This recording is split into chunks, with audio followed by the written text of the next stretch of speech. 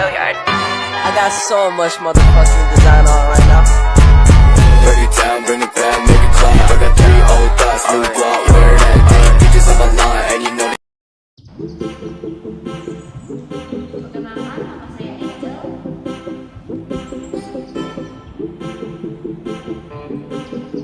Perkenalkan, nama saya Francisca Agustina.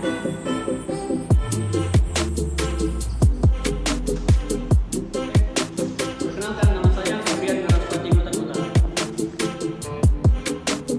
Hai, saya Putri Dwi. Hai, nama saya Vanessa Soedina. Kami dari Ketiga Teknologi Komunitas Kelas B.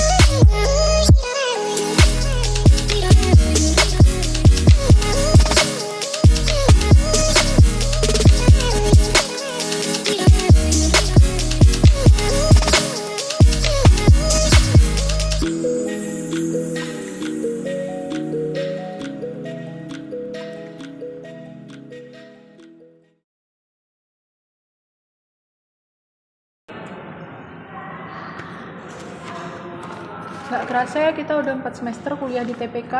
Iya ya, nggak kerasa udah 4 semester. Tapi aku baru mikir, apa sih visi dari TPK itu?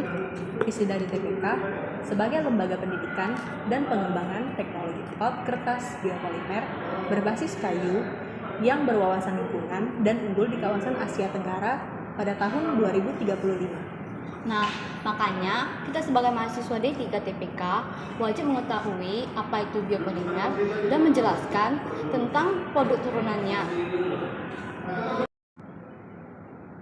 Berarti kita harus tahu dong apa itu biopolimer dan turunannya. Kalau untuk itu kita tanya Putri saja, karena Putri lebih paham. Oke? Oke.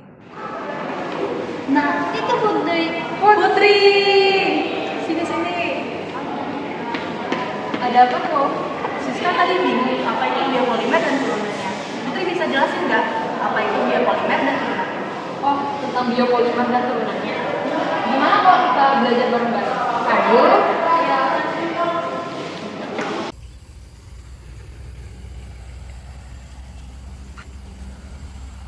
Teknologi biopolimer merupakan pengembangan dari bahan polimer berbasis alamiah seperti tanaman, alga, biomasa, bahkan mikroorganisme. Nah, teknologi biopolimer ini dianggap sebagai alternatif yang ramah lingkungan dibandingkan polimer berbasis konvensional yang berasal dari minyak bumi.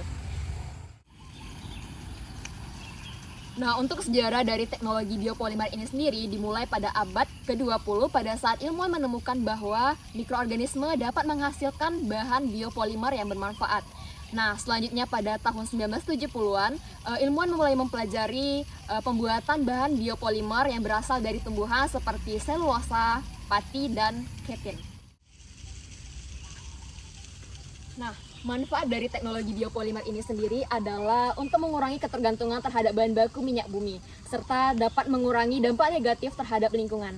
Nah, bahan biopolimer ini sendiri juga dapat didaur ulang dan menghasilkan emisi yang lebih rendah dibandingkan bahan baku konvensional pada saat diproses. Selain itu juga, bahan baku biopolimer ini juga dapat digunakan sebagai bahan baku dalam pembuatan bioplastik, biomedis, bahan bangunan, serta pembuatan kemasan. Nah, pada video ini kita akan membahas tentang teknologi biopolimer turunan selulosa. Nah, teknologi biopolimer turunan selulosa merupakan pengembangan dari bahan polimer berbasis selulosa yang dimana merupakan senyawa organik kompleks yang terdapat pada dinding sel tumbuhan. Nah, teknologi biopolimer berbasis selulosa ini melibatkan modifikasi serta perubahan struktur pada selulosa itu sendiri, sehingga menghasilkan karakteristik dan sifat dari selulosa yang berbeda-beda. Nah, untuk teknologi biopolimer turunan selulosa ini memiliki berbagai jenis, tergantung dari proses pembuatannya, dimulai dari modal dan solvent, lyocell, selulosa ether, selulosa asetat, serta selulosa nitrat. Nah, kita masuk ke dalam contoh yang pertama, yaitu turunan biopolimer selulosa adalah modal dan solvent. Nah, modal dan solvent ini biasanya digunakan dalam pembuatan kemasan. Nah, modal sendiri memiliki sifat yang kaku serta tahan air sehingga cocok digunakan dalam pembuatan kemasan yang kuat dan tahan lama. Nah, sedangkan solvent sendiri memiliki sifat yang fleksibel serta sifat yang lebih elastis sehingga digunakan dalam pembuatan kemasan makanan. Nah, untuk contoh yang kedua adalah turunan selulosa berupa lyocell. Nah, lyocell ini sendiri merupakan produk turunan selulosa yang dimana dilakukan proses pemusatan. Nah, proses pemusatan ini sendiri merupakan proses penghilangan zat pengotor di dalam selulosa sehingga hanya tersisa selulosa murni saja. Nah, untuk turunan selulosa lyocell ini sendiri biasanya digunakan dalam industri pakaian atau industri tekstil untuk membuat bahan pakaian, membuat kain bed cover, atau yang lainnya. Nah, untuk jenis ketiga dari turunan selulosa adalah selulosa nitrat. Nah, selulosa nitrat merupakan turunan selulosa yang diperoleh dengan mereaksikan antara selulosa dengan asam nitrat. Nah, biasanya selulosa nitrat sendiri digunakan sebagai bahan dasar dalam pembuatan film, plastik transparan, bahkan bahan peledak. Nah, untuk produk turunan biopolimer selulosa yang keempat adalah selulosa asetat. Nah, selulosa asetat diperoleh dengan mereaksikan antara selulosa dengan asam asetat. Selulosa asetat ini sendiri memiliki sifat yang mirip dengan plastik, yaitu memiliki kekuatan dan ketahanan terhadap air serta dapat diwarnai. Biasanya, selulosa asetat digunakan dalam pembuatan kemasan, bahan bakar roket, serta pembuatan kacamata. Dan yang terakhir adalah jenis turunan biopolimer selulosa dengan jenis selulosa ether. Nah, selulosa ether diperoleh dengan reaksi ether, yang dimana sifat dari selulosa ether ini mirip dengan selulosa asetat, yaitu memiliki kekuatan dan ketahanan terhadap air serta mirip dengan plastik. Nah, biasanya selulosa ether digunakan dalam pembuatan kemasan dalam industri farmasi dan sebagai pengikat dalam penggunaan tablet di dalam industri farmasi. Nah, dalam pengembangan teknologi biopolimer turunan selulosa ini penting untuk mempertimbangkan faktor keberlanjutan serta faktor lingkungan. Nah, teknologi biopolimer turunan selulosa dapat mengurangi ketergantungan terhadap bahan baku minyak bumi serta dapat mengurangi dampak negatif terhadap lingkungan. Nah, teknologi biopolimer turunan selulosa ini sendiri juga dapat dijadikan sebagai solusi keberlanjutan yang dapat digunakan dalam berbagai aplikasi industri. Pada video ini kita akan membahas berbagai produk dari teknologi biopolimer turunan selulosa. Nah, untuk produk pertama, kita akan membahas terkait produk paper atau kertas. Produk selanjutnya adalah paperboard.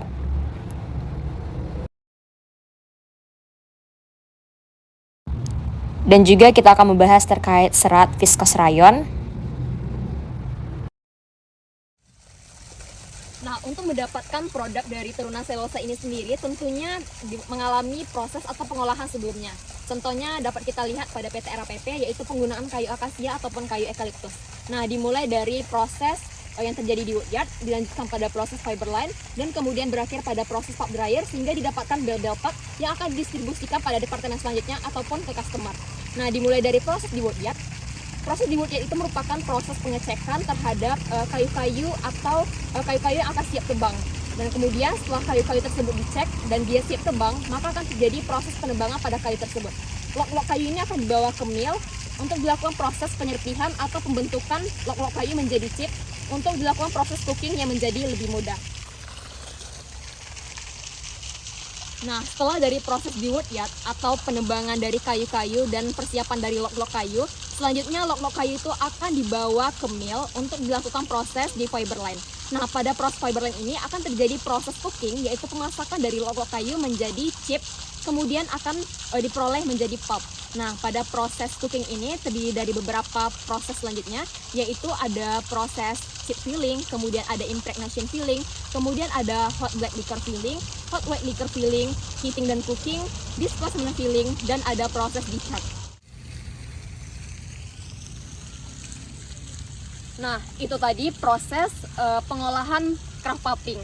Nah, selanjutnya untuk pembuatan serat viscose rayon digunakan proses pembuatan dissolving pulp. Nah, untuk perbedaan antara dissolved pulp dengan kraft pulp, pada dissolved pulp digunakan selulosa murni saja, sedangkan pada kraft pulp digunakan selulosa serta hemiselulosa. Nah, pada pembuatan dissolving pulp dimulai dari proses chip filling, kemudian masuk ke dalam proses preheating dan prehydrolysis, kemudian proses neutralization, lalu proses heating dan cooking, displacement filling, lalu discharge. Nah, setelah melalui proses cooking, akan dilanjutkan pada proses washing serta screening. Setelah dari proses washing dan screening, akan dilanjutkan pada proses bleaching atau pemutihan pada pulp. Nah, pada tahapan bleaching ini dimulai dari tahapan D0, kemudian IOP, D1, dan D2. Setelah melalui proses bleaching, akan ada proses washing lanjutan, dan setelah itu akan masuk ke dalam proses pulp dryer atau tahapan finishing dalam proses pembuatan pulp. Nah, setelah dilakukan proses finishing pada pulp dryer ini, akan dihasilkan bel-bel pulp yang akan didistribusikan pada departemen lanjutan atau akan didistribusikan pada customer untuk produk selulosa lainnya. Nah, itu tadi penjelasan mengenai teknologi biopolimer serta teknologi biopolimer turunan selulosa. Bisa dipahami bukan?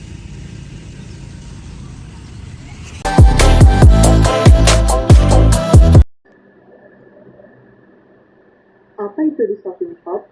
Dissolving pulp merupakan produk hasil proses pulping dengan proses atau perlakuan khusus sehingga memiliki kandungan alfa selulosa yang tinggi, yaitu sekitar 95 hingga 98%, dan hemiselulosa yang terkandung sebanyak 1-4%, serta lignin yang terkandung itu di bawah 0,05%. Dissolving pulp memiliki sifat khusus, seperti penampakan dengan tingkat kecerahan yang tinggi, distribusi berat molekul yang relatif seragam, serta reaktivitas selulosa yang tinggi, misalnya direaksikan dengan CS2 menjadi selulosa santan. Dissolving pulp umumnya tidak dijadikan bahan pembuatan kertas, tetapi akan dijadikan produk lain, yaitu tekstil, peledak, membran, dengan cara dilarutkan ke dalam suatu pelarut atau pereasan, sehingga menjadi larutan homogen yang membuat pulp ini sepenuhnya reaktif secara kimiawi dan mudah bereaksi. Aduh, panas sekali nggak sih, Pan? Nggak panas loh, tapi emang terik kali. Ih, kok tengok aku udah basah kali nih, ha? Aku nggak basah loh, Padahal kok baju hitam loh. karena bahan bajuku dari rayon. Apa sih bedanya rayon sama baju-baju lain? Sama aja pun ku tengok. Bahan rayon tuh lebih adem loh daripada bahan-bahan yang lain. Dari mana lah kau tahu itu? Karena begini proses pembuatan rayon. Rayon memiliki kelemahan, yaitu kekuatan basahnya yang lebih rendah dibandingkan kekuatan keringnya. Kemudian, peneliti Jepang memodifikasi proses viskos untuk mengembangkan serat dengan struktur fisik yang lebih baik. Tipe rayon ini dikenal dengan nama Height Weight Modulus rayon. Rayon tipe ini bersifat lebih kuat dan lebih stabil dibandingkan viskos rayon biasa. HWM rayon, biasa juga disebut dengan High Performance rayon, lebih menyerupai kapas alami daripada viskos. Serat HWM rayon adalah serat selulosa berbasis bubur kayu atau wood pulp yang umumnya berasal dari pohon, kayu keras seperti beech, oak, dan lain-lain. Sedangkan viskos rayon dapat diperoleh dari bubur kayu dari sejumlah pohon yang berbeda. Proses pembuatan modal atau HWM rayon ada 6 tahap, yaitu yang pertama steeping and pressing, yang kedua shredding, yang ketiga mercerizing, yang keempat sanitation, yang kelima filtration and aeration, yang keenam adalah spinning. Secara umum, proses pembuatan modal hampir sama dengan proses pembuatan viskos rayon. Hanya saja, pada proses pembuatan modal tidak ada tahapan aging and ripening. Stripping and pressing. Tujuan dari proses ini adalah untuk mengubah selulosa menjadi alkali selulosa. Pada proses ini, pulp direndam dalam larutan NaOH 16 hingga 18% pada suhu antara 18 sampai 25 derajat Celcius yang menyebabkan serat membengkak atau swelling dan mengubah selulosa menjadi alkali selulosa. Bubur yang diperoleh ditekan untuk menghilangkan kelebihan soda dari bubur alkali selulosa slurry. Yang kedua adalah shredding. Lembaran alkali selulosa secara mekanis diiris atau dicabik-cabik dalam bentuk remah atau crumbs Proses ini bertujuan untuk memberikan peningkatan luas permukaan untuk meningkatkan kemampuan reaksi alkali selulosa dan penetrasi dari oksigen dan CS2. Selanjutnya adalah merserisasi. Merserisasi adalah treatment selulosa dengan konsentrasi alkali lebih tinggi pada waktu yang singkat dan suhu tertentu, biasanya NaOH-nya memiliki konsentrasi 26 hingga 30%, suhu 60 derajat Celcius, waktu 20 sampai 60 detik. Tujuan merserasi adalah untuk meluruskan atau merapikan bentuk serat selulosa sehingga meningkatkan kekuatan dan memperbaiki penampakan lebih cemerlang atau kilau, juga untuk meningkatkan absorpsi zat warna dan penyerapan kelembaban serta tingkat elastisitas. Selanjutnya adalah sandation. Sandation, pada proses ini, alkali selulosa yang telah mengalami proses deterasi bereaksi dengan uap CS2 di bawah kondisi vakum untuk membentuk natrium selulosa santat. Jumlah CS2 yang digunakan lebih kecil dari jumlah yang digunakan pada proses produksi viskos rayon. Agar membentuk larutan atau solution, selulosa santat kemudian dilarutkan dalam air untuk menghasilkan larutan yang mengandung 6% selulosa dan 2,8% NaOH. Selanjutnya adalah filtration and direction. Pengotor yang ada atau substansional dan gelembung udara harus dihilangkan sebelum memasuki proses pemintalan atau spinning untuk mencegah penyumbatan lubang pemintalan atau spinneret holes. Pengotor atau partikel biasanya dipisahkan menggunakan sistem lensing KKF, merupakan nama dari mesin penghilang pengotor tersebut yang bekerja secara otomatis selama operasi proses produksi. Gelembung udara dipisahkan dengan cara deaerasi dengan menerapkan sistem vakum untuk menghilangkan gelembung pembentuk udara yang terdispersi. Kemudian tekanan gas di atas cairan dikurangi, suhu cairan dinaikkan. Pada proses spinning, modulus dan kekuatan yang tinggi akan dicapai ketika selulosa dipintal. Dalam larutan spinning bed mengandung asam sulfat 1%, sodium sulfat 4-6%, kecepatan dalam spinning yaitu 20 hingga 30 meter per menit, dan suhu spinning bed sekitar 25 hingga 35 derajat Celcius. Kegunaan serat modal atau HWN rayon adalah serat modal dapat digunakan atau dicampur dengan serat lain seperti kapas atau elastan untuk barang-barang domestik seperti handuk, spray, dan lain-lain. Serta modal juga dapat digunakan dalam berbagai industri tekstil seperti pakaian olahraga, shirts, pakaian dalam, dan kaos kaki. Seperti yang kita tahu, bahwa pakaian yang kita gunakan dalam kehidupan sehari-hari merupakan sesuatu olahan yang terbuat dari benang. Benang merupakan serat panjang yang diolah oleh perusahaan tekstil sehingga menghasilkan pakaian yang kita gunakan. Benang terdiri dari dua macam sumber. Yang pertama, benang dari serat alami dan serat sintetis. Seperti yang kita tahu, benang yang biasa kita kenal terbuat dari benang sutra, benang plastik, dan kapas.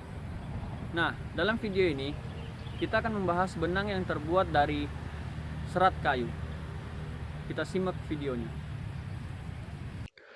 Polyester saat ini merupakan jenis serat yang penting di antara serat sintetis karena kecepatan pengembangan tercepat dan output tertinggi. Produksi filamen polyester secara kasar dapat dibagi menjadi dua langkah, pemintalan dan pasca pemrosesan. Yang pertama, pemintalan. Menurut kecepatan pemintalan, pemintalan dapat dibagi menjadi proses pemintalan konvensional, kecepatan sedang, kecepatan tinggi, dan proses pemintalan kecepatan sangat tinggi. Kami akan menggunakan pemintalan kecepatan tinggi. Paling umum digunakan untuk produksi benang berstruktur. Untuk menggambarkan proses pemintalan, kecepatan pemintalan biasanya 3000 hingga 3600 meter per menit. Dan produk setelah proses ini adalah benang praorientasi atau POY.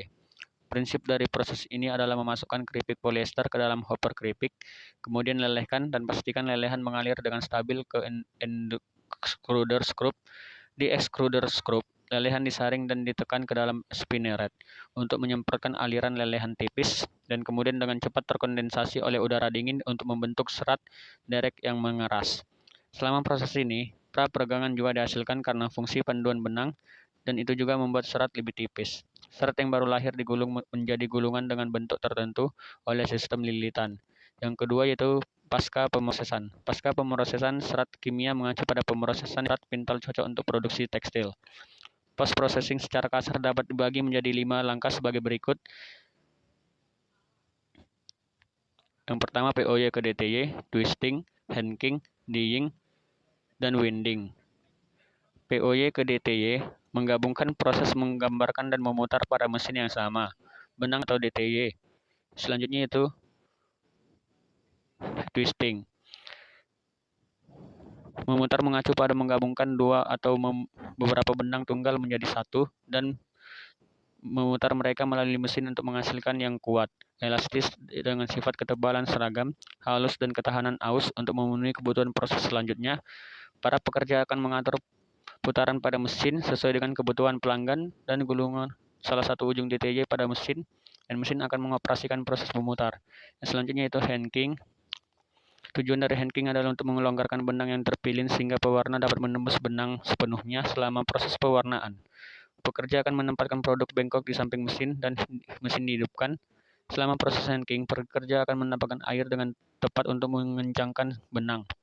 Setelah hanking, proses menjadi produk dyeing atau pencelupan. Sebelum pewarnaan massal, staf warna profesional akan menyiapkan formula warna sesuai dengan sampel pelanggan dan mewarnai dengan mesin pencelupan. Kemudian mereka membandingkan sampel yang diwarnai dengan sampel pelanggan di bawah lingkungan pencahayaan yang ditentukan. Setelah konfirmasi bahwa tidak ada perbedaan warna, maka warna massal akan dilakukan. Pewarnaan terbagi atas 3, yaitu pencelupan hang, pencelupan obat bius, dan pencelupan kerucut. Metode pewarnaan yang digunakan di pabrik kami adalah pewarnaan hang. Dibandingkan dengan metode pencelupan lainnya, hang memiliki karakteristik tahan luntur, warna yang tinggi, dan pewarnaan yang seragam.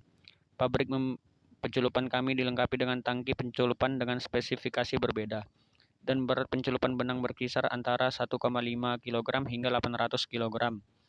Tangki pencelupan kecil umumnya digunakan untuk mewarnai sampel benang untuk pelanggan. Mewarnai adalah mata rantai yang paling menguji pengalaman dan teknologi. Karena proses ini tidak hanya membutuhkan rasio pewarna yang tepat, tetapi juga kontrol suhu.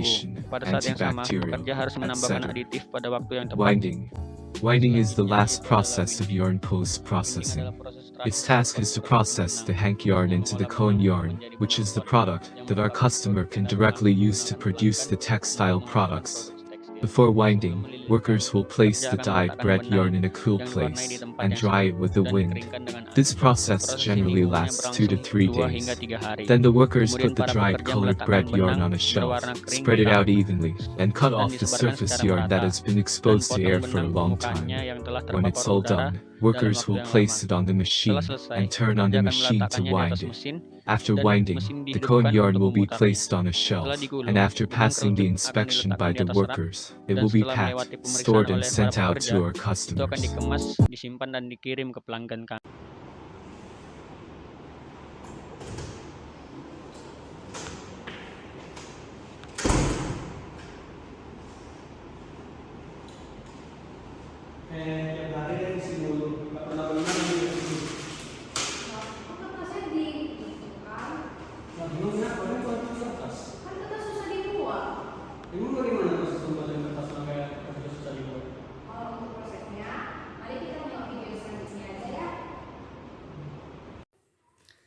Jadi proses pembuatan kertas itu dapat dibagi menjadi 2 bagian utama.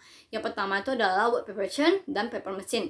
Nah, proses pembuatan kertas ini diawali dari word preparation, di mana tahapan ini dimulai dari wood log yang merupakan proses pemotongan pohon menjadi kayu yang akan memiliki panjang 2-3 meter yang kemudian akan dikirimkan ke load yard. Nah, load yard ini dia itu merupakan tempat penumpukan kayu yang akan dipotong dan kirimkan ke proses selanjutnya.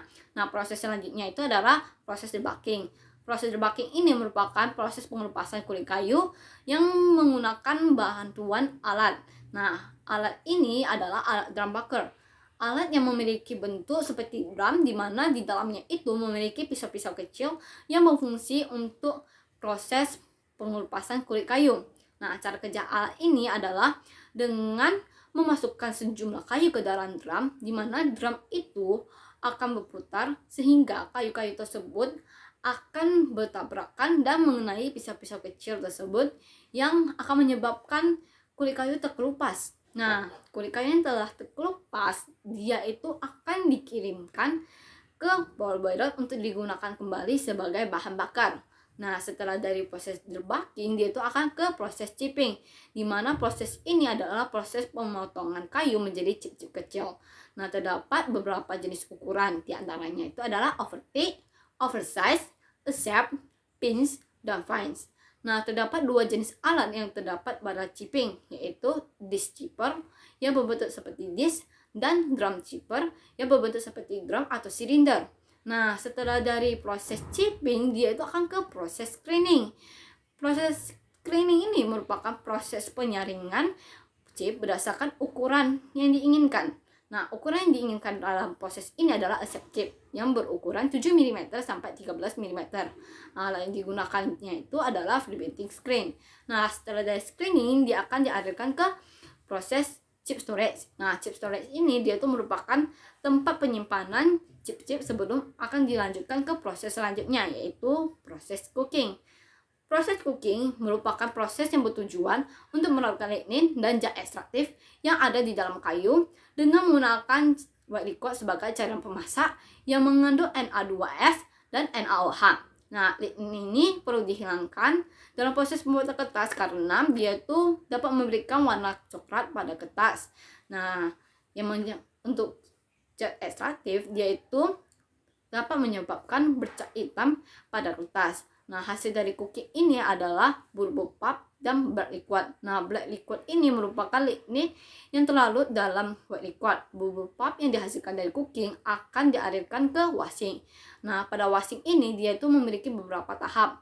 Tahapan yang pertama adalah denoting, di mana denoting ini dia itu merupakan proses penghilangan mata kayu yang terdapat dalam bubur pulp. Nah, setelah dari denoting dia itu akan ke proses screening, di mana dia itu akan memisahkan bubur pulp dengan kotoran-kotoran berdasarkan berat dan dimensi yang lebih besar dari serat.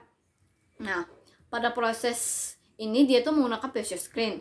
Setelah proses screening, dia itu akan ke proses selanjutnya, yaitu proses pencucian, di mana proses pencucian ini dia itu berfungsi untuk memisahkan kotoran-kotoran berdasarkan dengan kelarutannya dalam air yang terdiri dari senyawa organik dan anorganik. Selain untuk itu, dia itu berfungsikan untuk membersihkan sisa-sisa kemikal yang ada dalam pulp.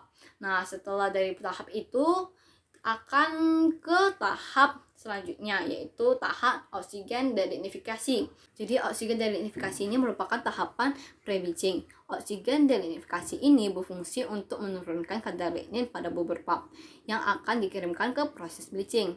Nah, dalam oksigen delignifikasi dia itu menggunakan bahan kaustik dan oksigen, di mana oksigen akan berfungsi untuk menyerang lignin, sedangkan kalau kaustik itu dia itu berfungsi untuk mengekstrak lignin yang telah diserap oleh oksigen. Nah, selanjutnya itu bubur pulp akan dialirkan ke proses bleaching. Nah, proses bleaching ini dia itu merupakan proses pemutihan bubur pulp dengan menghilangkan lignin yang masih ada dalam bubur pulp. Nah, tujuan dari bleaching ini adalah untuk meningkatkan kecerahan dan menghilangkan kotoran-kotoran yang berada pada proses sebelumnya. Nah, proses bleaching ini dia tuh memiliki 4 tahapan, yaitu D0, EOP, D1, dan D2. Pada D0 itu dia tuh menggunakan H2SO4 ClO2 yang berfungsi untuk mengikat lignin yang ada dalam pulp. Untuk tahap selanjutnya itu adalah EOP, menggunakan hidrogen peroksida, oksigen, dan NaOH yang berfungsi untuk mengikat zat-zat organik dan lignin. Nah, selanjutnya itu adalah tahap pemutihan kembali, yaitu D1 dan D2, di mana tahap ini menggunakan ClO2, NaOH, dan H2SO4 yang berfungsi untuk mengikat lignin. Nah, produk yang dihasilkan dari ini itu adalah bleaching pulp. Dari bleaching pulp dia itu akan dikirimkan ke paper machine, di mana paper machine ini dia itu memiliki berbagai atau beberapa proses. Di antaranya itu adalah stop preparation atau stop preparasi, di mana dia itu akan menambahkan pewarna, viral, dan zat latency atau latency edge. Nah, hasil yang dikeluarkan itu adalah stok. Nah, stok ini akan dikirimkan ke headbox, dimana pada sebelum ke headbox ini dia itu akan melewati kernel untuk dibersihkan. Nah, headbox ini dia tuh berfungsi untuk membentuk lembaran kertas di atas folding table. Nah, folding table ini berfungsi untuk membuang air yang ada di dalam stok sehingga dia itu menghasilkan wet basah. Nah, kemudian dari wet basah ini dia tuh akan dikirimkan ke bagian press part, dimana dia tuh berfungsi untuk membuang air yang ada di dalam wet basah. Nah, dengan cara dia itu memasukkan wet basah ke dua lor yang memberi tekanan dan akan mengeluarkan air dari situ. Nah, setelah dari press part, dia itu akan ke proses selanjutnya, yaitu proses drying. Nah, proses drying ini dia itu dilewatkan ke silinder panas yang dipanaskan oleh steam. Nah, tujuan dari proses ini itu adalah menurunkan kadar air pada wet basah tersebut. Nah, setelah itu akan dimasukkan ke proses kalender. Proses kalender ini berfungsi untuk menghasilkan kertas yang lembut dan ketebalan yang sesuai dengan kertas yang ingin diproduksi. Nah, kemudian dari lembaran kertas tersebut dia itu akan dikirimkan ke potler untuk digulung dalam bentuk yang jumbo atau bentuk yang besar. Setelah itu akan ke rewinder, di mana proses ini akan terjadi proses pengulungan kembali dari gulungan jumbo menjadi gulungan yang lebih kecil. Nah, selanjutnya itu akan ke finishing, di mana dia itu akan terjadi proses pemotongan gulungan tersebut menjadi kertas yang akan diproduksi. Nah, proses finishing ini juga merupakan proses di mana proses pengemasan ke konsumen. Nah, itulah proses dari pembuatan kertas. Nah, begitulah proses pembuatan kertas. Wah, ternyata sulit juga ya membuat kertas. Terima kasih, Angel. Ya, tapi saya itu gak sesulit dengan pembuatan kertas zaman dahulu loh. Kamu mau tahu nggak proses pembuatan kertas zaman dahulu? Boleh juga tuh. Bagaimana prosesnya? Yuk simak video ini. Oke. Nah, baiklah, di sini saya akan menjelaskan terkait pembuatan kertas zaman dahulu. Nah, dimulai dari pemilihan kayu yang akan dipilih menjadi bahan baku pembuatan kertas, dilakukan pemotongan terhadap batang kayu yang akan dijadikan sebagai bahan baku, lalu dilakukan proses pengangkutan. Nah, selanjutnya dilakukan proses pelepasan kulit kayu dari serat kayu. Hal ini dikarenakan karena untuk membuat kertas, kita hanya memerlukan serat kayu. Kulit kayu dianggap sebagai pengotor, oleh karena itu harus disisihkan dari serat kayu yang ingin kita buat menjadi bahan baku pembuatan kertas.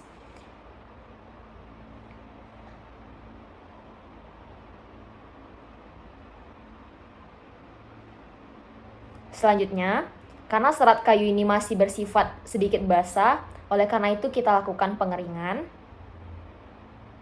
Seperti pada video berikut.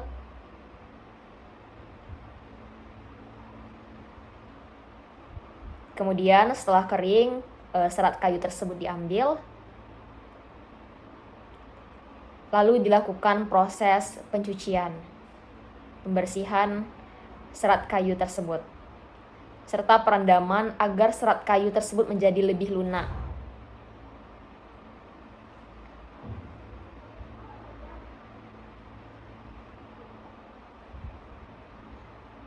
Nah, kemudian serat kayu yang telah direndam diambil dari perairan dan serat tersebut telah menjadi lebih lunak. Kemudian serat kayu tersebut dicampur dengan beberapa kapur untuk dilakukan proses pemasakan. Dicampur dengan air, kapur, dan dimasak dengan suhu tertentu. Kemudian dilakukan penutupan seperti video tersebut dengan menggunakan karung.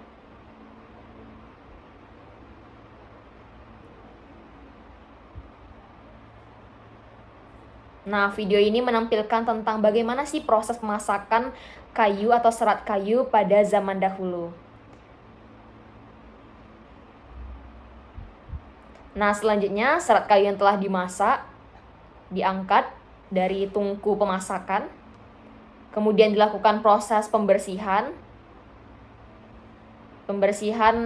kulit-kulit kayu yang masih tersisa atau kulit-kulit luar dan beberapa pengotor dari serat kayu. Dan dipilihlah serat kayu yang kualitasnya itu lebih baik untuk proses pembuatan kertas. Kemudian terjadi proses pelumatan pada kayu dan pemotongan kayu, serat kayu ini menjadi kecil-kecil.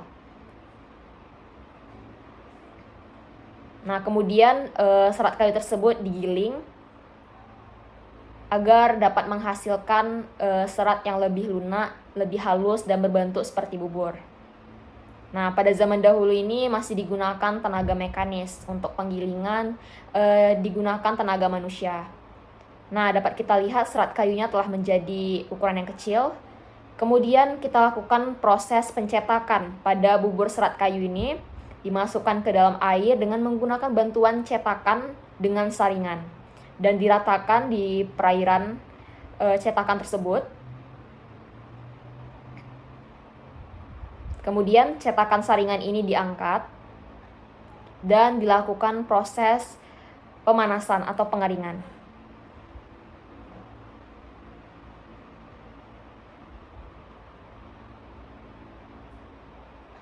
Dilakukan proses perataan dan penghalusan pada serat yang dilakukan pemanasan dan pengeringan tersebut. Nah, dapat kita lihat serat kayu atau kertas ini, serat kayu telah berubah menjadi kertas dan telah kering.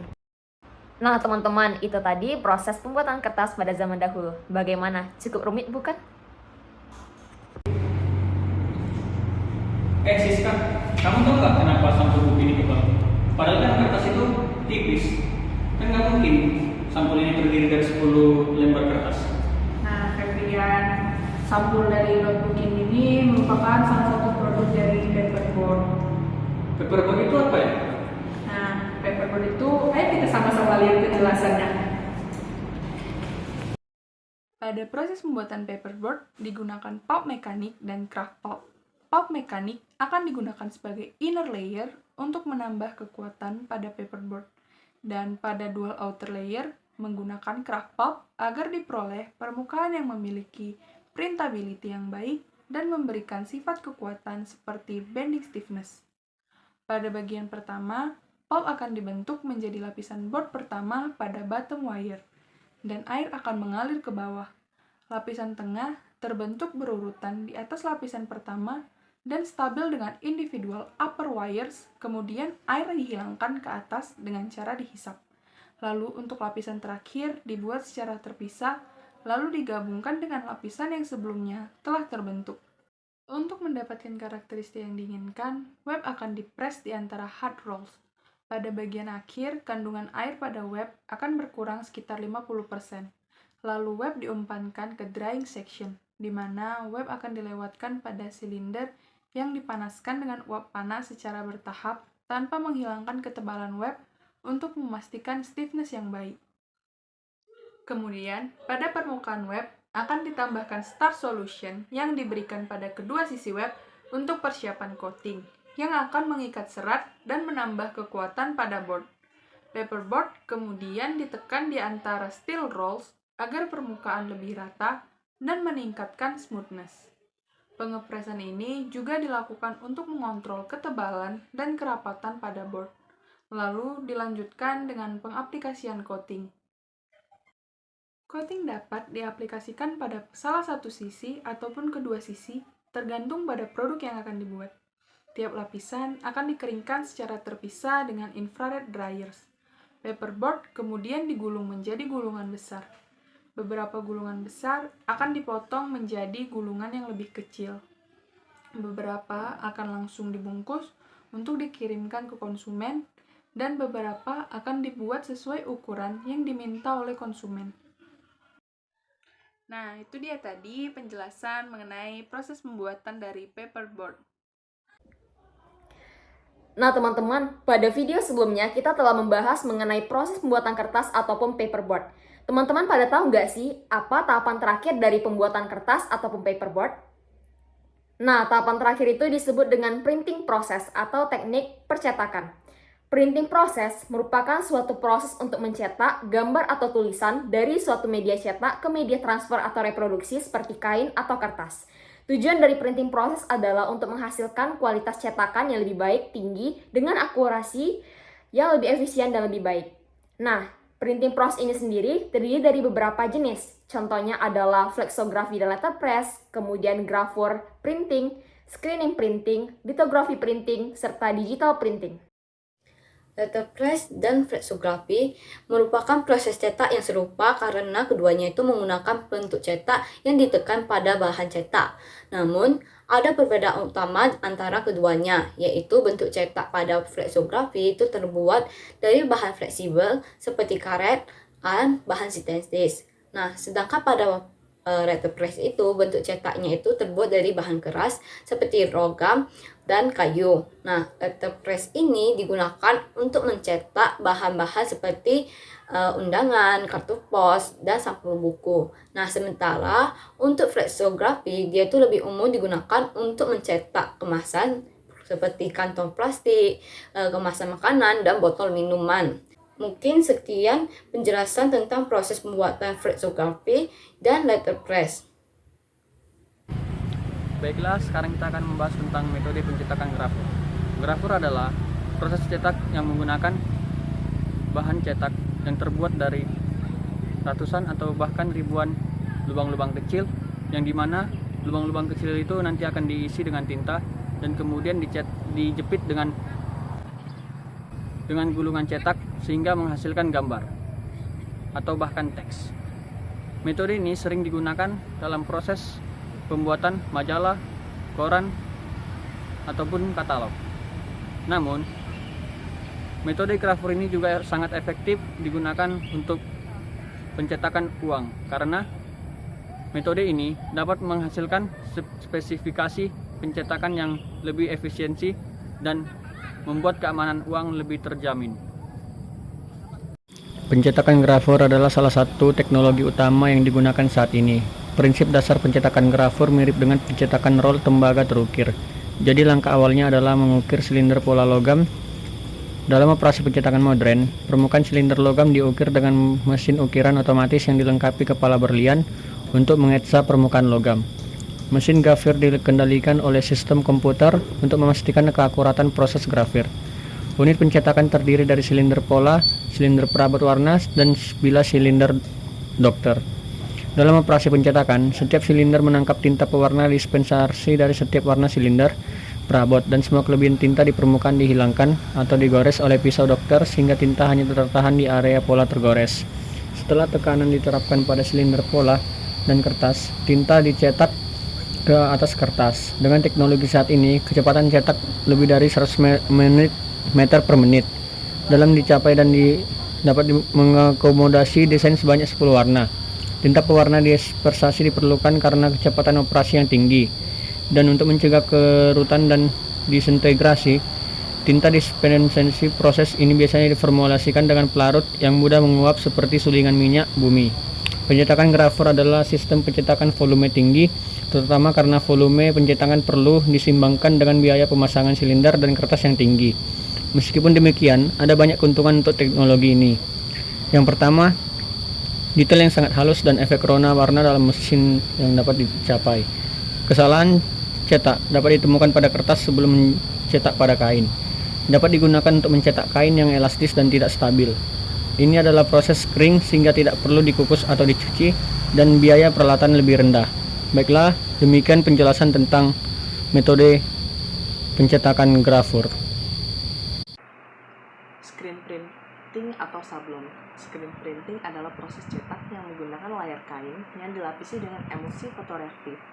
Pertama kali ditemukan di Tiongkok, lalu dikembangkan di Jepang untuk mencetak motif kain kimono. Desain yang akan dicetak ditempatkan di atas layar dan tinta ditekan melalui lubang pada layar menggunakan spatula atau roll. Screen printing umumnya digunakan untuk mencetak kain, spanduk, dan poster. Proses ini juga dapat digunakan untuk mencetak kemasan produk atau untuk mencetak pada media yang tidak memiliki serapan atau memiliki serapan minim seperti plastik. Nah, selanjutnya adalah litografi. Litografi atau biasa disebut juga cetak datar atau offset litografi adalah suatu teknik mencetak dengan menggunakan plat yang datar sebagai acuan cetak. Litografi secara definisi berarti menulis di atas batu atau stone writing. Cetak offset merupakan teknik cetak yang paling populer di kalangan masyarakat luas dan digunakan untuk mencetak brosur, pamflet, poster, buku, majalah, surat kabar, buklet, annual report, dan berbagai cetakan lainnya. Litografi offset melibatkan pencetakan gambar ke permukaan perantara sebelum lembar akhir.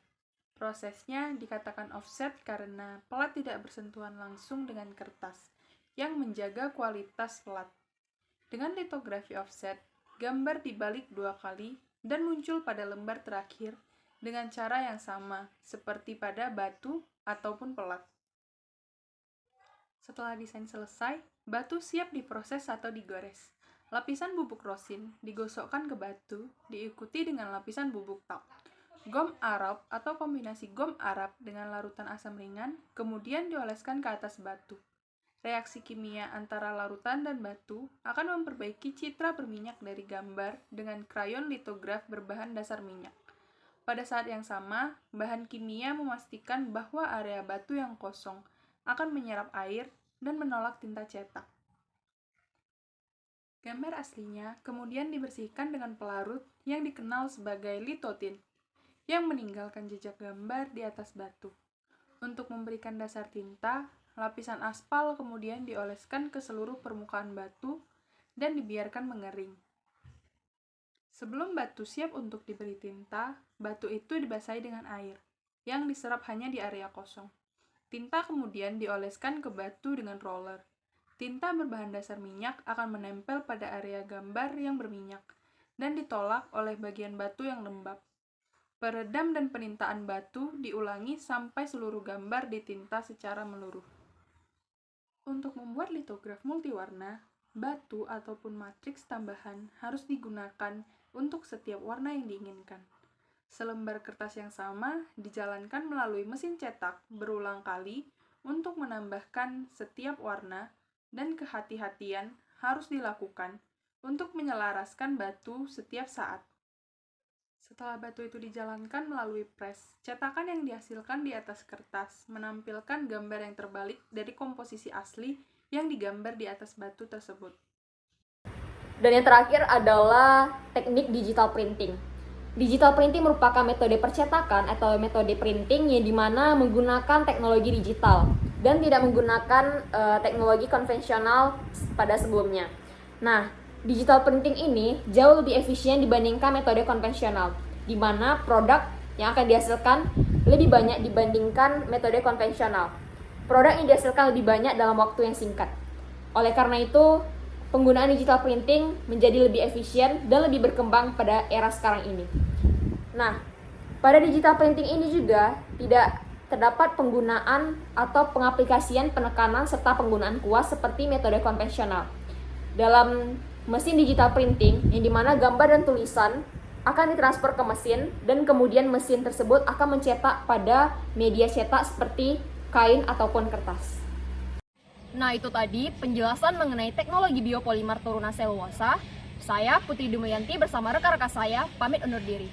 Semoga video kami ini dapat bermanfaat bagi teman-teman semua. Sekian dari kami, terima kasih. Dadah. Down, yeah. I've been feeling so